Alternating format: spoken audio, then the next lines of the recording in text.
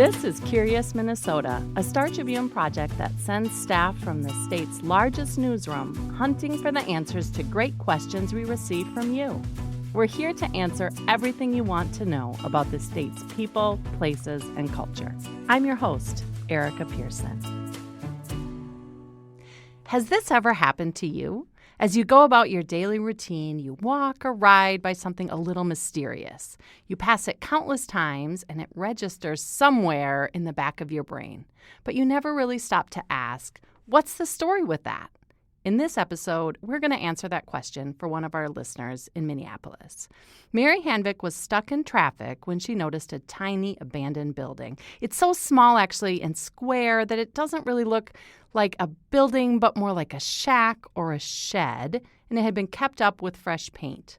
Mary asked us to find out all we could about it. I asked reporter Alicia Eler to look into this one, and as it turns out, there's a lovely, heartwarming history behind that little building. So thanks so much for being here, Alicia. Thanks for having me, Erica. Well, first of all, tell me about this little white shack. So the White Shack is located at Hennepin and Franklin Avenues, like right where you're getting onto 94. There's this little like triangular grass patch, and there's also this big orange sculpture in the shape of a wedge, because some people refer to that area as the Wedge neighborhood. What does the structure itself look like? You know, it looks like maybe storage for the apartment building next door. It looks like maybe it could be owned by the city. It's unclear. It's never open. It's whatever is in the front is boarded up. Like there used to be a window in the front. It just looks empty and abandoned. And it is. But it turns out it was actually a newsstand from 1963 to 1979, built by Minneapolis community members for this man, Arne Paulson, who was legally blind and ran the newsstand up until 1979 on his own. Wow. Okay. So tell me about Arnie. What did you learn about him? Arnie was a gentleman born in Armstrong, Iowa, and he was legally blind from birth. He moved to Minneapolis in 1958, and he is the oldest of 8. Were you able to find him? I did find that he was 91 and had moved back to Armstrong, Iowa, over 20 years ago. I found his number. I called him quite a few times, but he didn't pick up. Just rang and rang. So I just kept calling people who I found were relatives of his, and I was able to eventually reach his youngest sister, Karen Thackeray, just a few days before Arnie sadly passed away. Oh, wow. Actually. Wow. And what did Karen tell you? Karen told me that he worked super hard. He was a really happy person. And despite being blind, he decided to try to make it on his own. His folks came up on the weekends and helped him.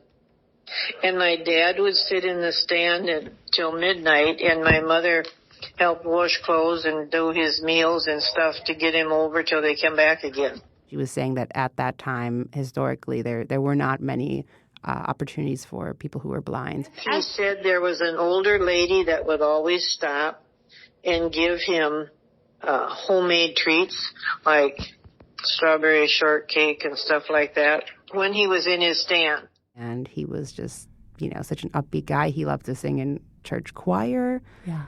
So Arnie moved to Minneapolis. How was he able to open his own newsstand? He was an assistant at another newsstand, and he became a regular at Little Andy's Uptowner Café, which was at 1923 Hennepin Avenue. It must have been bulldozed when they built the on-ramp to 94. He was a regular there at Little Andy's Uptowner Café. He got to know the owner, Donald E. Anderson, and 3 waitresses. And he expressed interest in starting his own newsstand, and he would tell everyone about it. And the cafe owner and the regulars and the waitresses who worked there really cared about him. So they put a little jar out, said, for Arnie's newsstand. Within a month, they collected $72. And then Christmas came around, and they said, surprise, Arnie, we raised money for a newsstand for you. And then cafe regulars donated materials and built the newsstand, actually. Wow. And the landowner agreed to let him use that property rent-free because it was still just this sort of empty kind of triangular lot. That's so interesting. At the time. That's so interesting. And then did our newspaper cover that?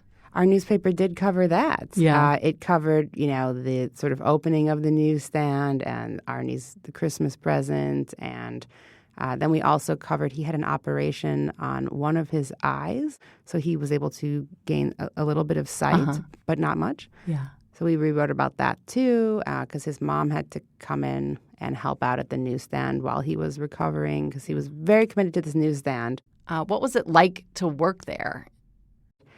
He had a window, that he would open, and then you could pick up the paper. It was the Minneapolis Tribune and the Minneapolis Star, because that was before they combined to become the Star Tribune. Yeah. It was Different era. It was a different era where you would go to a newsstand that specifically sold newspapers. Yes. He got to know his customers through voice, shadow, and height, according to an article we wrote in '78. And he could tell the difference between the Star Tribune and the Pioneer Press Sunday papers because of a bump in the Tribune caused by TV Week. Wow. Remember when, you had a little booklet, listings of TV shows, Yeah. right? Yeah. The networks, what they were showing, yeah. In those days, our newspaper had an extra evening edition. So it was very long days. It would start very early in the morning and go till like 8 or 9 at night. And his sister told me that he had people who stole money from him, pulled knives on him. Most people were very nice, but few would put slugs in his machines or pour pop in them to try to, He said he had people that stole money from him, pulled knives on him, everything, but he still stayed there, and he was blind. Reporters talked to him. Could you read some of the quotes that Arnie said, actually? We did a long story on him in 1978 when he was 43, so he had been running the newsstand for, 15 years? Mm-hmm. And he told the Star Tribune, "The more you can do for yourself, the better off you are. You may have a physical handicap, but you don't draw attention to it. Some people harp on it, but my friends don't think of me as blind. They're just friends." That's so interesting. Okay, so the stand is still there all these decades later, and we're going to get into the reasons why after the break. Hey, I'm Melissa Townsend, and I'm hosting a new podcast for the Minnesota Star Tribune. It's called Essential Minnesota. Each week on the show, our journalists take a deep dive into one big story that's happening right here at home. So come hang out with me and the local journalists from the largest newsroom in the Midwest. You'll get the facts and a little peek behind the scenes of how our reporting comes together. New episodes drop every Friday wherever you get your podcasts. It's Essential Minnesota. We're back, but before we continue our conversation, I wanted to tell you that this podcast is produced by Melissa Townsend and the music is by Matt Gilmer. All right. So what happened to the stand after Arnie stopped selling newspapers? He closed up the stand in '79, and he went to work at what was known as the Calhoun Beach Club, which is now just the Beach Club residences near what is now Bede-Makaska. So the newsstand became a flower stand in the 80s for a time, and that's what the property owner Jim Gray told me. That's so interesting. And then after that, it's just been empty. Huh. And what did Jim tell you about the reasons he keeps it around? And it must be him. Is it him or somebody he hires that keeps it painted? Yeah, he said that, he just keeps it around. He said it is now, quote, full of crap, but keeps it up with fresh paint on the outside. People graffiti it all the time. And he's just kept it as is, painted white, vacant, shuttered, kind of ghostly. And he told me it's a bygone era of pure uptown. So he keeps it up sort of as a relic of a bygone era. That's so interesting because it's not really a memorial, but it's like a marker of something that was there. That's so cool. And there's also a sculpture there that it's the same sculpture that was there. It's an inverted metal obelisk sculpture next to Arnie's newsstand, and it's 3,000 pounds, so that's not going anywhere either. Well, was there anything else that stood out to you as you were working on this? Yeah, I was really trying to reach Arnie, and when his sister called me back, I had almost finished the story, but then she gave me more details I was able to add. So I felt sort of like this tribute to Arnie. Yeah, that's really interesting. I was able to track down some people who remembered the newsstand from their childhood. One of those was Pam Brockett, who lived in Minneapolis as a child. She moved away in 1972, but she said before they moved, she would see Arnie every day. And she remembered that he was always at the newsstand no matter what. She told me he felt like a farmer guy, just that gotta get her done kind of attitude. She said people would help if he needed something shoveled, snow shoveled, or, painting the newsstand. People were just very supportive.